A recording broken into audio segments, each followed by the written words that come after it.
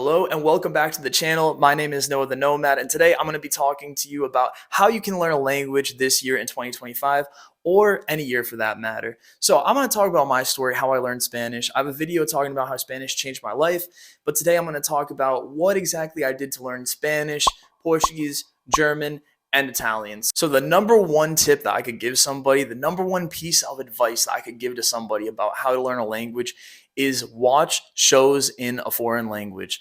What do I mean by that? So I'm a big fan of Full House. You know the show, Danny Tanner, John Stamos is in it, Joey. You know what show I'm talking about. I'm going to put the graphic up right here. So what I did when I started off learning Spanish and started taking it seriously is I began to watch that show only in Spanish with Spanish subtitles. So a lot of people would give me feedback and they would say to me, well, how am I going to watch the show if I don't understand what they're saying? And I'm going to tell you this right now. Look, when you're a baby, you don't learn the language through grammar exercises. You don't learn the language through listening to teachers. You don't learn the language through taking college courses. What you do is you listen to your parents talk, you listen to your siblings talk, maybe your cousins, family, maybe some family friends. You listen to them talk, and after a few years, you're able to understand the language and you're able to communicate at least effectively in the language. So, with that being said, what I would recommend that you do is watch any show you want, any show you like to make it a fun experience, and watch that show in the language of your choice, in your target language. That is going to make such a difference. And you might not notice it for the first month, maybe even the first 2 months, but I promise you, if you sit down and you listen to the language and you watch that show every single day for 30 minutes and you have the subtitles on the language that you are watching it in, if you do those two things, I promise you, you are going to be able to understand the language at least 25%, 30% of what they're saying after probably about 3 to 4 months. Okay. And I know that sounds crazy. That's not my only tip, but I'm telling you, it will work. That's what I did with Spanish. That's how I was able to understand so much Spanish in such a short amount of time. After 6 months of doing that, I was able to understand probably about 50% of the vocabulary that was being said because a lot of things get repeated in language. You really don't need too many words to communicate. A lot of people say that you really just need the top 200 words to be able to communicate with people in another language, and all the rest is just additional, and that's true. So you hear those words constantly, you're able to maybe write them down on a sheet of paper. I'm not saying just listen to it. Maybe just do that for a week, and then when you start to know some words that are being said time and time again, and you realize that, take a sheet of paper, write down those words, look up what they mean. If they mean something that is very critical for the language, definitely study those. If they are not that important, then maybe forget about those until a later date, unless it's something that interests you. Now, I wouldn't recommend just doing that. I think that is a great start. That'll get you interested in the language. That'll be a fun start for you because I think language learning does need to be fun. If it seems like work, if it seems difficult, if it seems very frustrating, you're going to lose interest very quick, and that's not what we want in 2025 or whatever year you're watching this where you want to learn a language. That is not what we want. What we want is to have fun while doing whatever it is that we're doing, in this case, learning a language, and it's no different. So that brings me on to number two. And the second thing I have to say is, dude, it is 2025. Use AI to your benefit. So what do I mean by that? So this is not sponsored by this application in any way, shape, or form, but there is an application that I personally used to learn Italian, which is called Kippy. Now, I believe you can use this for French, German, Spanish, Portuguese. I believe there's a few other languages, but what you can do is you can ask this robot some questions and then it'll respond to those questions and then it'll pose some questions to you and it makes you think in that language. And you can avoid all that embarrassment that you might have talking to a tutor or maybe talking to a teacher, and maybe you're very shy and you want to at least have a grasp of the language before talking to somebody, and that's totally fine. But you can use AI as a non-judgmental way to improve your Spanish or German or Portuguese or whatever other language you are using, and it is going to benefit you big time. So what this app does is you can talk about it about anything you're interested in, and that's why I would recommend that you do. Don't talk about stuff that is boring to you. Talk about sports, talk about politics, talk about different games, talk about different hobbies. And this application will respond to you and then it'll ask you some additional questions. You can write down those questions, study some ways to answer them, and that will expand your vocabulary tremendously.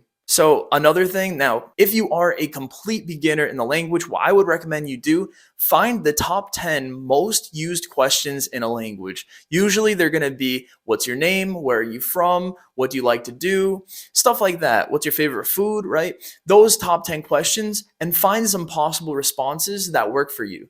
So, for example, if you're from the United States and you want to be able to say that in Spanish and answer the question, where are you from? You can look that up. Yo soy de los Estados Unidos. I'm from the United States.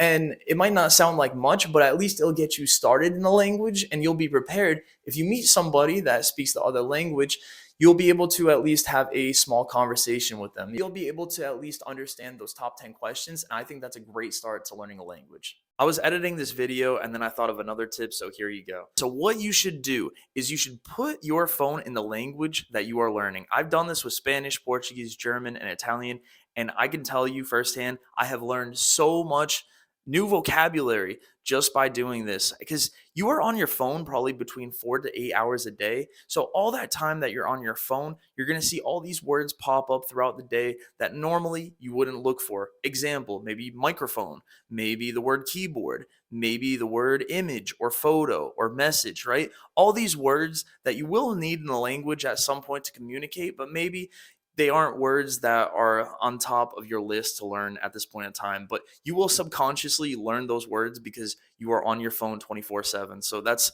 another tip that I would give to you, is do that right now.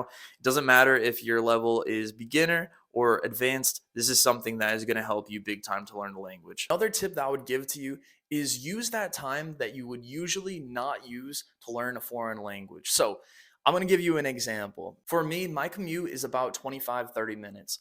So what I did when I was learning Spanish is I would be in my car and I would listen to the language constantly. I would listen to beginner podcasts. I would listen to vocab list. Maybe if I want to learn about food or a specific topic, I would listen to a vocab list and repeat the words after the narrator.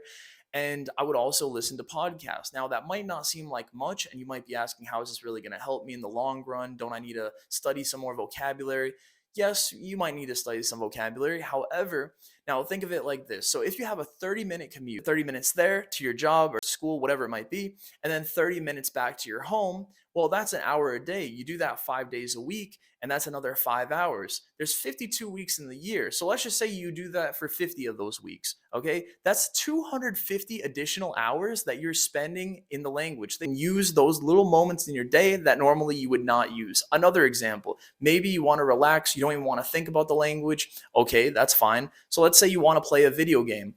Well, maybe if the video game isn't so story oriented, maybe it's a sports game, maybe it's Call of Duty, whatever it might be, you can listen to a podcast, listen to a vocab list, or maybe listen to a movie even in a different language while you are playing the video game. And you can do something to relax and also stay productive at the same time and expand your vocab that way. And being able to do that, even if you do that, let's say you do that 2 hours a week, again, 2 times 50 is 100.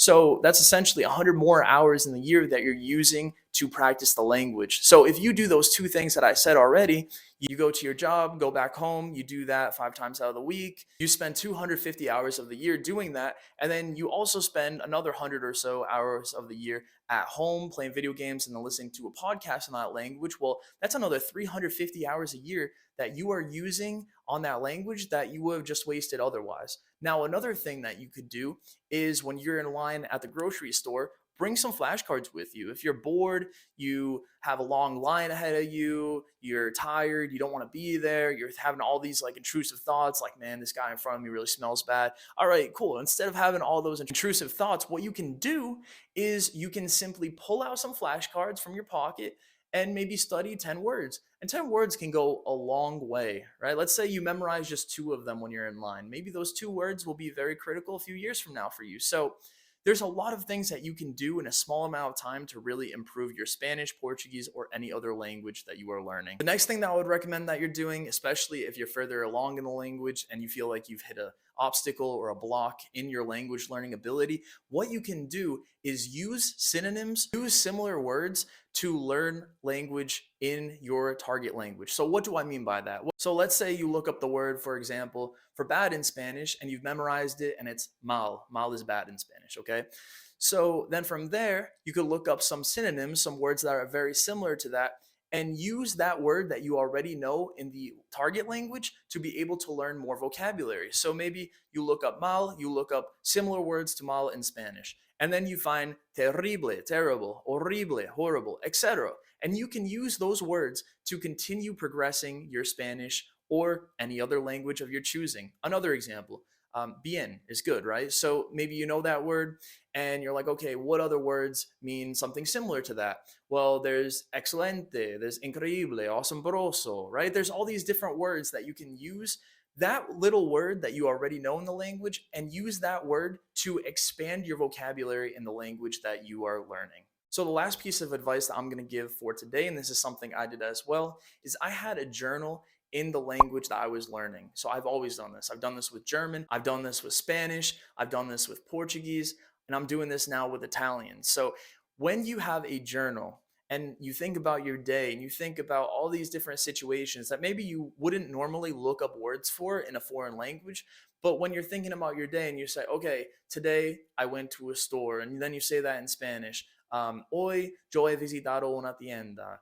And then you say, oh, I bought meat and chicken. Yo compré carne y pollo, just for an example, right? And then you start talking about some more things. Oh, I saw my mom today. How do I say saw in Spanish? Okay, I need to look up that word, right? So then it can give you some more ideas of some words that you can look up in that foreign language. So it's making your brain think in a different language, and it will also expand your vocabulary big time. So again, this isn't a complete list, but this is some stuff that I've done to help me learn these four languages. I'm no genius, but this is just my method of doing things, and I think this can really help you in 2025 or any year that you want to watch this video and learn a foreign language. So, with that being said, if you learned something today, please hit that like button, hit that subscribe button, and I appreciate your support, and I will see you in the next video. Let me know if there's any other things you want me to talk about with language learning, and I would be happy to make another video of it. Until the next time, hasta luego.